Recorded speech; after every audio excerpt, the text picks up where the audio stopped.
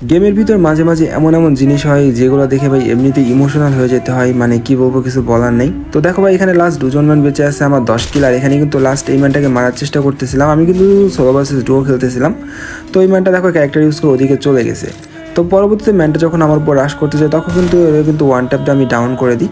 তো এটা ডাউন করার পর লাস্ট এর টিমমেট একটা বেঁচে আছে ঘরের উপরে। তো এখানে আমি কিন্তু ওর মারার চেষ্টা করতেছিলাম। তো দেখো ম্যানটা কিন্তু ঘরের উপরে স্ন্যাপার ইউজ করতেছে, যার জন্য আমি কিন্তু ওর উপর মানে এইভাবে রাশ দেওয়া মানে মানে হেড পাতায় মারার ট্রাই করতেছি না, কারণ স্ন্যাপার দিয়ে হেড মারা কিন্তু একটু সহজ হয় আর কি। মানে আমি ওয়ান ট্যাপ মারার চেষ্টা করতেছিলাম। তো পরবর্তীতে ভালো করে খেয়াল করে দেখি ম্যানটা এখানে চুপ করে দাঁড়ায় আছে। তখন গাইজ আমি খেয়াল করে দেখলাম ভাই ওর নেট চলে গেছে। তো তখন আমার মনে একটা কথা আসলো যে ওরা দুজন ম্যান বেঁচে ছিল আর ওরা চেষ্টা করতেছিল ম্যাচটা ভুয়ে নেওয়ার জন্য। আর আমি কিন্তু একা যদি ওদের দুজনটা মেরে দিয়ে ম্যাচটা ভুয়ে নিই, ওদের কিন্তু একটা মানে লাস্ট যখন ওরা দুজন ছিল আমি একা ছিলাম, তখন হয়তো ওরা ভাবতেছিল যে লাস্ট একটা ম্যান আসছে ইজিলি আমরা ভুয়া করতে পারবো।